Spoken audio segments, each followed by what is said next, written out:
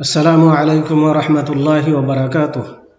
ইন্নাল হামদালিল্লাহ ওয়াসসালাতু ওয়াসসালামু আলা রাসূলিল্লাহ ওয়া আলা আলিহি ওয়া আসহাবিহি ওয়া মাওয়ালা, আম্মা বা'দ। সম্মানিত ছাত্র ভাইয়েরা, আমি ক্লাস 4 এর তাওহীদের ক্লাস আরম্ভ করছি। আজকের আলোচ্য বিষয় হচ্ছে জাদু, ভাগ্য গণনা ও জ্যোতিষী। তো আসুন আমরা জেনে নিই এগুলো করা বৈধ কি বৈধ নয়। জাদু, ভাগ্য গণনা ও জ্যোতিষী বিদ্যা এ সমস্ত জিনিস হারাম ও শয়তানি কর্মকাণ্ড, যা ইসলামী আকীদার পরিপন্থী। কেননা এ সমস্ত কাজ শিরকি পদ্ধতি ছাড়া সম্পাদন করা যায় না।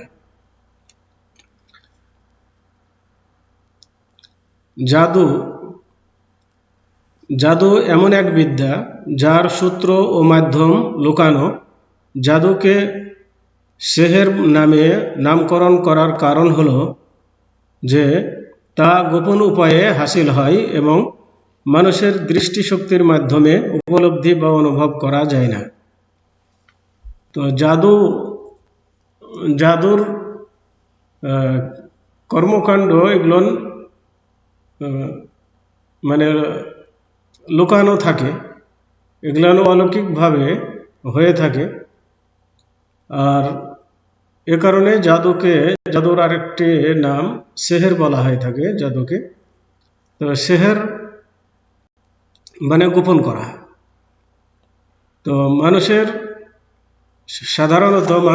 সাধারণ চোখে এগুলো উপলব্ধি করা সম্ভব হয় না, যার কারণে একে সেহের বলে আখ্যায়িত করা হয়েছে। ভূত প্রেত তাড়ানোর উদ্দেশ্যে মন্ত্র পাঠ, তাবিজ, উচ্চারিত শব্দ ও ওষুধের ব্যবহার এবং ধোঁয়া সেবন করে জাদু প্রয়োগ করা হয়ে থাকে। এই বিভিন্ন পদ্ধতিতে জাদু প্রয়োগ করা হয়ে থাকে। জাদুর বাস্তবতা স্বীকৃত এবং জাদুর ফলে মানুষের মন ও শরীরকে প্রভাবিত করে। জাদুর ক্রিয়া আছে, সেটা ক্ষতিকারক ক্রিয়া সে করে থাকে। তো মানুষের উপরে এটা প্রয়োগ করলে মানুষের শরীর নষ্ট হয়, এর ফলে মানুষ অসুস্থ হয় ও মৃত্যুও ঘটে এবং স্বামী স্ত্রীর মধ্যে বিচ্ছেদও ঘটে থাকে। জাদুর কার্যকারিতা ও প্রতিক্রিয়া আল্লাহর ইচ্ছায় তকদিরের নির্ধারিত পন্থায় সংগঠিত হয়ে থাকে। এখানে একটা জিনিস আমাদেরকে মনে রাখতে হবে যে জাদু যে কাজ করে এটাও আল্লাহ রাব্বুল আলামিনের তাকদীর বা ভাগ্যের একটা লিখন। কারণ আল্লাহ রাব্বুল আলামিন যদি ইচ্ছা করেন তাহলে জাদু কোনো ক্রিয়া করতে পারবে না, কিন্তু আল্লাহ রাব্বুল আলামিন এটা মানুষের ইচ্ছার উপরে ছেড়ে দিয়েছেন এবং এগুলো থেকে মানুষকে বিরত থাকার নির্দেশ দিয়েছেন, যেহেতু এগুলো শিরকি কর্মকাণ্ডের সাথে সম্পৃক্ত। এর অধিকাংশ পদ্ধতি শিরক, মন্দ আত্মার ভালোবাসার নৈকট্য গ্রহণ এবং শিরকি মাধ্যম ব্যবহার ছাড়া উদ্দেশ্যে পৌঁছা যায় না। তো এই জাদুবিদ্যা এগুলো মানে কিছু খারাপ জিন শয়তানদেরকে এদের নৈকট্য অর্জন করে এদের মাধ্যমে এই ধরনের কাজ এগুলো করা হয়ে থাকে, যা শিরকি কর্মকাণ্ড ছাড়া সম্ভব হয় না। এই জন্য বিধান প্রণেতা রাসূল করিম সাল্লাল্লাহু আলাইহি ওয়াসাল্লাম এই বিদ্যাকে শিরকের সঙ্গে তুলনা করে বর্ণনা করেছেন। এ কারণে আল্লাহ রাসূল সাল্লাল্লাহু আলাইহি ওয়াসাল্লাম এটাকে শিরক বলে আখ্যায়িত করেছেন। রাসূল করিম সাল্লাল্লাহু আলাইহি ওয়াসাল্লাম ইরশাদ করেছেন যে ইজতানিবু সাবআল মুবিকাতি, ক্বালু ওয়া হিয়া ইয়া রাসূলুল্লাহ, ক্বালা আল ইশরাকু বিল্লাহি ওয়াস সিহর। আল্লাহ রসুল সাল্লাল্লাহু আলাইহি ওয়াসাল্লাম বলেন, তোমরা 60টি ধ্বংসাত্মক পাপ থেকে বিরত থাকবে। এখানে 5টি লেখা আছে, এটা ভুল লেখা আছে, 60টি হবে। তো তোমরা 60টি ধ্বংসাত্মক পাপ থেকে বিরত থাকবে। তো সাহাবাগণ জিজ্ঞাসা করলেন যে, হে আল্লাহ রসুল, সে 60টি পাপ কাজ কি? তখন তিনি বললেন যে এগুলো হলো আল্লাহর সাথে কাউকে শরিক করা আর জাদু করা। তাহলে জাদু করা এবং আল্লাহর সাথে শরিক করা, এই 60টার মধ্যে 2টি, এগুলো থেকে বিরত রাখার, কঠিনভাবে বিরত থাকার নির্দেশ দিয়েছেন। এই হাদিসটি বুখারী এবং মুসলিম শরীফের মধ্যে আছে। জাদুবিদ্যা 2 কারণে শিরকের অন্তর্ভুক্ত। জাদুবিদ্যা কেন শিরক? এটার 2টি কারণ রয়েছে। প্রথম কারণ হচ্ছে যে এ সমস্ত কাজে শয়তান জিনদেরকে ব্যবহার করা এবং শয়তান জিনদের নিকটবর্তী ও সান্নিধ্য লাভের উদ্দেশ্যে জাদুকরের সেবায় শিরকি কাজ করা, যাতে ওই সমস্ত জিন তাদের প্রতি সন্তুষ্ট থাকে। অতএব কারণে জাদুবিদ্যা হলো শয়তানি শিক্ষা ও পেশা। আল্লাহ পাক ইরশাদ করেন, ওয়ালাকিন্না শায়াতিনা কাফারু ইউআল্লিমুনা আন-নাসা আস-সিহরা, অর্থাৎ কিন্তু শয়তানরাই কুফরি করেছিল, তারা মানুষকে জাদু শিক্ষা দিত। সূরা বাকারা 120 নম্বর আয়াত। তাহলে এখান থেকে আমরা বুঝতে পারলাম যে জাদুর শিরক কেন, যে জাদু জিন শয়তানদের সন্তুষ্টি অর্জন করতে হয়, আর তাদের মাধ্যমে তাদেরকে সন্তুষ্ট রেখে এই সমস্ত কাজ করিয়ে নেওয়া হয় শয়তানদের থেকে। আর তাদেরকে সন্তুষ্ট রাখার জন্য তাদের সন্তুষ্টির জন্য কিছু শিরকি কাজ করতে হয়, যার ফলে তারা সন্তুষ্ট হয়ে তাদেরকে তাদের এই জাদুয়ে ক্রিয়া সঞ্চালন করে থাকে, যার কারণে এটা নিষেধ। 2 নম্বর কারণ হলো এ বিদ্যার মাধ্যমে গায়েবের জ্ঞানের দাবি করা হয়ে থাকে এবং আল্লাহর সঙ্গে গায়েবের জ্ঞানে অন্যকে অংশীদারিত্ব মনে করা হয়। এ ধরনের বিশ্বাস কুফরি ও পথভ্রষ্টতা। তো এখানে দ্বিতীয় কারণ হচ্ছে যে যারা জাদুবিদ্যা শিখে তারা গায়েবের খবর জানে, এ দাবি করে থাকে। আর গায়েবের খবর আল্লাহ ছাড়া কেউ জানে না,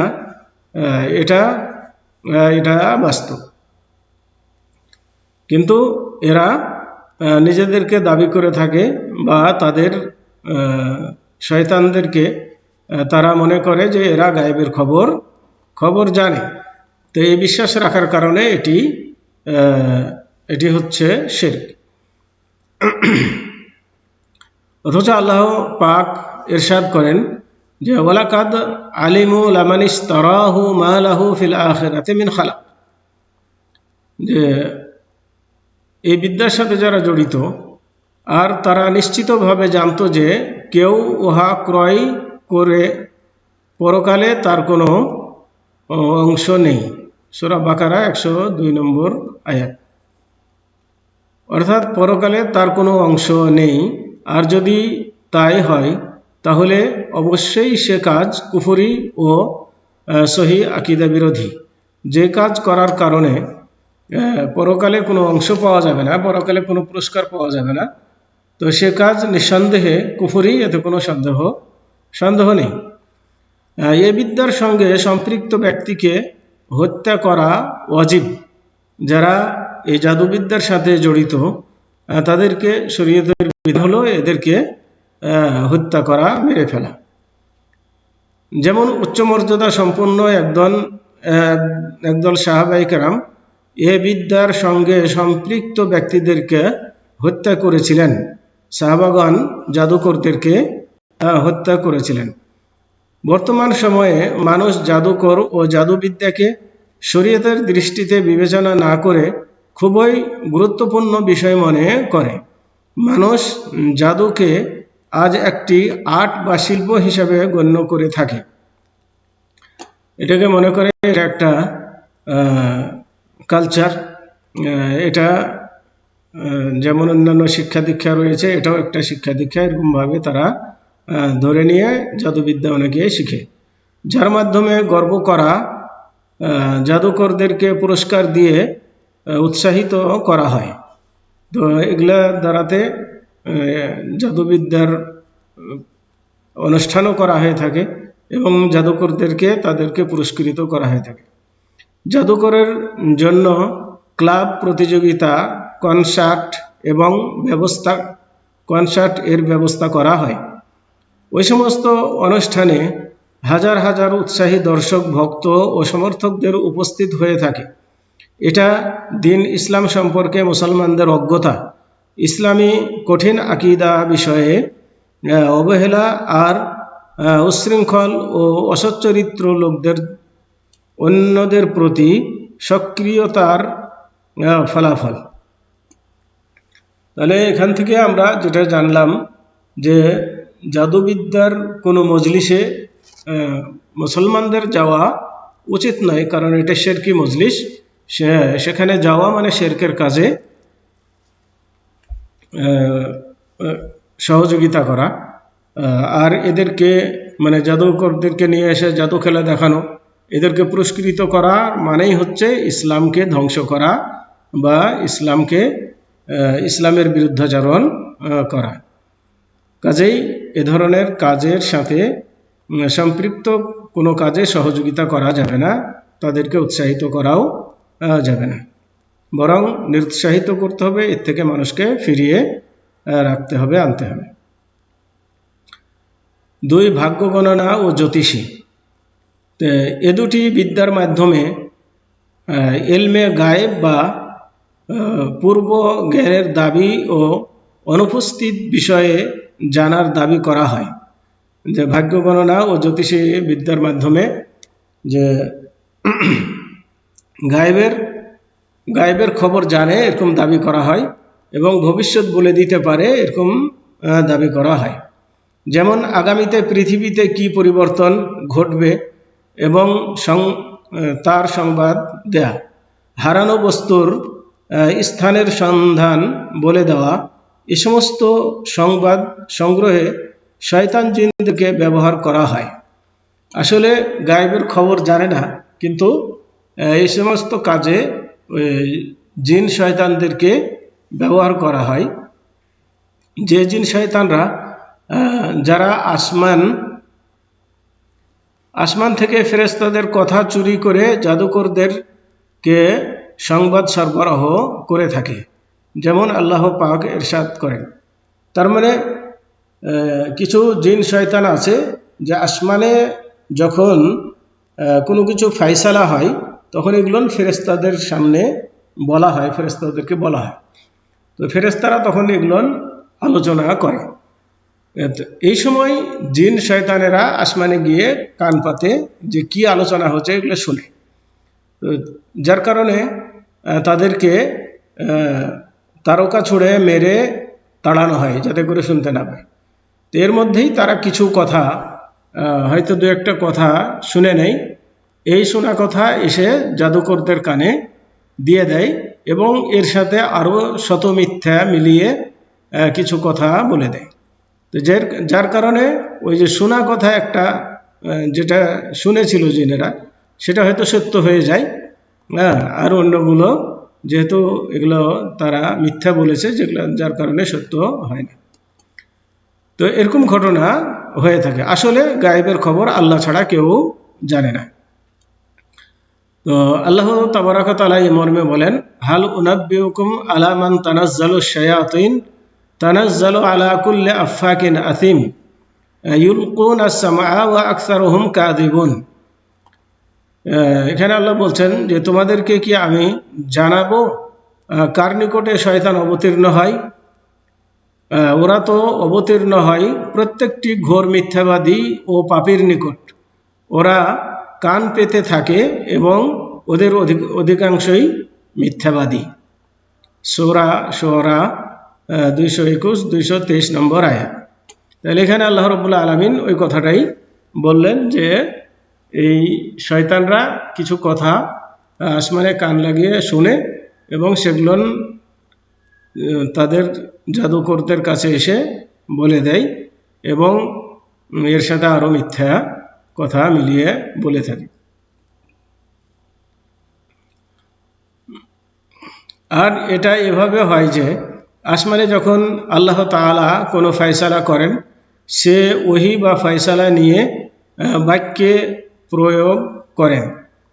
সর্বপ্রথম জিবরাইল আলাইহিস সালাম এ ওহী শ্রবণ করেন।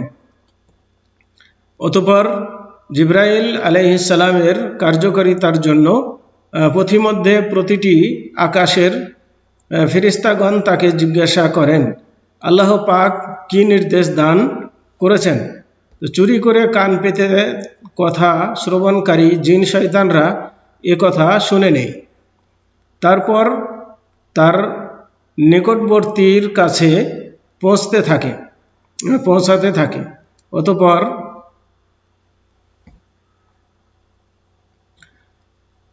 অতঃপর কোনো জাদুকর কিংবা গণকের নিকটে পৌঁছায়।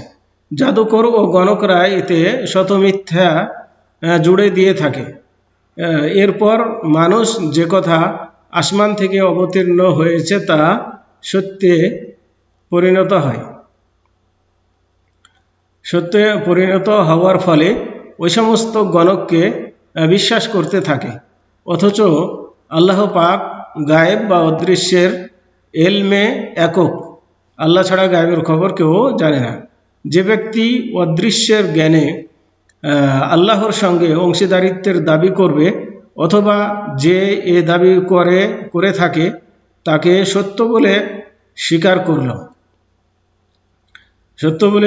করল, যেমন ভবিষ্যৎবাণী করা বা গায়েবের পূর্বাভাস দেয়া ইত্যাদি। যে ব্যক্তি আল্লাহর সঙ্গে তার নিজস্বতার মধ্য থেকে কোনো একটি গুণের দাবি করল, সে নিঃসন্দেহে আল্লাহর সঙ্গে শরীক করল। তো গায়েবের খবর একমাত্র আল্লাহ জানেন, এছাড়া আর কেউ জানে না। তো কেউ যদি মনে করে যে গায়েবের খবর এরাও জানে, তাহলে তাকে আল্লাহর সাথে অংশী স্থাপন করলো, আল্লাহর সাথে শরীক করলো। অতএব এই বিশ্বাস রাখা যাবে না যে আল্লাহ ছাড়া অন্য কেউ গায়েবের খবর জানে।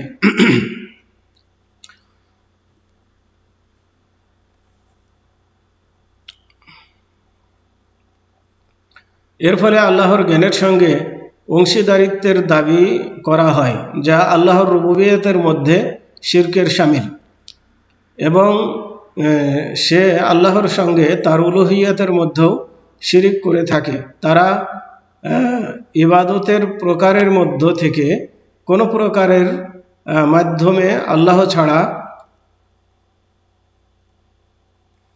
অন্যের সান্নিধ্য কামনা করে। তার মানে জাদুকররা তাদের জিন শয়তানদের ইবাদত করে থাকে তাদের খুশি করার জন্য এবং তাদের কাছ থেকে কিছু পাওয়ার জন্য। তো এই মর্মে আবু হুরায়রা রাদিয়াল্লাহু তাআলা আনহু থেকে বর্ণিত, তিনি রাসূলুল্লাহ সাল্লাল্লাহু আলাইহি সাল্লাম থেকে বর্ণনা করেন যে রাসূলুল্লাহ সাল্লাল্লাহু আলাইহি সাল্লাম বলেছেন যে মান আতা কাহিনান ফাসাদ্দাকাহু বিমা ইয়াকুলু ফাকাদ কাফারা বিমা উনজিলা আলা মুহাম্মাদিন সাল্লাল্লাহু আলাইহি ওয়াসাল্লাম। অর্থাৎ যে ব্যক্তি গণৎকারের নিকটে যায় এবং সে যা বলে তা সত্য বলে মনে করে, সে মুহাম্মদ সাল্লাল্লাহু আলাইহি সাল্লামের উপর যা অবতীর্ণ হয়েছে তার সঙ্গে কুফরি করে। তার মানে কোনো ব্যক্তি যদি গণকের কাছে যায় আর সে যা বলল সেটাকে যদি বিশ্বাস করে, তাহলে সে মুহাম্মদ সাল্লাল্লাহু আলাইহি সাল্লামের উপরে যা নাজিল হয়েছে তার সাথে সে কুফরি করলো। তার মানে রাসূলের দিন এবং কিতাব এগুলো সে অমান্য করল। যে সমস্ত বিষয়ে মুসলিম ব্যক্তিকে সাবধান ও সতর্ক করা অপরিহার্য তা হলো জাদুকর, ভাগ্য গণনাকারী ও জ্যোতিষীগণ থেকে। তাহলে এগুলো ব্যক্তি থেকে মুসলমানদেরকে দূরে থাকা উচিত এবং এই বিদ্যার সাথে জড়িত না হওয়া উচিত। কেননা তারা মুসলমানদের আকীদা নিয়ে খেলা তামাশা করে থাকে। জাদুকররা নিজেদেরকে বাহ্যিকভাবে ডাক্তার হিসেবে নিজেদেরকে জাহির করে রোগীদেরকে আল্লাহ ছাড়া অন্যের নামে জবাই করার নির্দেশ দেয়। মানে যখন তারা কোনো জিনে ধরা বা জাদুতে আক্রান্ত রোগীকে ঝাড়ফুঁক করে বা ভালো করার চেষ্টা করে, তখন তারা রোগীকে বলে যে তোমরা অমুকের নামে কি করো, জবাই করো, তাহলে তোমার অসুখ ভালো হবে, এইভাবে নির্দেশ দিয়ে থাকে। তো আল্লাহ ছাড়া অন্যের নামে কোনো কিছু জবাই করা বা মান্যত করা এগুলো শিরকি কাজ, অতএব এগুলো তারা করে থাকে। তারা চিকিৎসার নামে তাদেরকে ভেড়া, দুম্বা, মুরগি, অমুক অমুক গুণের ও বৈশিষ্ট্যের পশু জবাই করার নির্দেশ দেয়। তো তারা যে সমস্ত পশু জবাই করতে বলে সেগুলোর কিছু গুণাবলীও তারা বলে দেয় যে এরকম এরকম হতে হবে এই পশু। অথবা তাদেরকে শিরকি হস্তলিপি, শয়তানি তাবিজ ও মাদুলি লিখে গলায়, সিন্দুক ও বাক্সে এবং বাড়ি ঘরে লটকিয়ে রাখার জন্য আদেশ দেয়। মানে শিরকি কিছু কথা লিখে তাবিজ আকারে দিয়ে থাকে, যা তাদের গলায় বা শরীরে বা বাড়িতে এগুলো পুঁতে রাখে বা লটকিয়ে রাখে। কোনো কোনো জাদুকর ও গণক নিজেকে বাহ্যিকভাবে গায়েবের সংবাদদানকারী বা হারানো জিনিসের স্থান বাতলিয়ে দিয়ে থাকেন। মূর্খ ও বোকা লোকেরা তাদের কাছে হারানো জিনিস সম্পর্কে জানার জন্য জিজ্ঞাসা করলে তারা হারিয়ে যাওয়া জিনিসের সংবাদ বাতলিয়ে দেন, অথবা তাদের অধীনস্থ দুষ্ট জিনের মাধ্যমে ওই বস্তুগুলি তাদেরকে হাজির করে দেন। তাদের মধ্যে কেউ কেউ মানুষকে অলৌকিক ঘটনা ও কারামতি দেখিয়ে নিজেকে আল্লাহর ওয়ালি বলে দাবি করেন, যেমন নিজেকে আগুনে প্রবেশ করানো এবং তার প্রতি আগুনের কোনো প্রভাব না করা, অথবা জাদু ও ভেলকি দেখানো, যা প্রকৃতপক্ষে জাদু ও শয়তানি কর্মকাণ্ডের অন্তর্ভুক্ত। এই সমস্ত কর্মকাণ্ড মানুষকে ফিতনার উদ্দেশ্যে সম্পন্ন করা হয়ে থাকে, মানুষকে পরীক্ষার মধ্যে ফেলার জন্য, তাদের বিশ্বাস নষ্ট করার জন্য এই ধরনের কাজ করা হয়ে থাকে। অথবা এগুলি মূলত সবই কাল্পনিক জিনিস, যার কোনো বাস্তবতা নেই, বরং তা সবই গোপন কৌশল বা মানুষের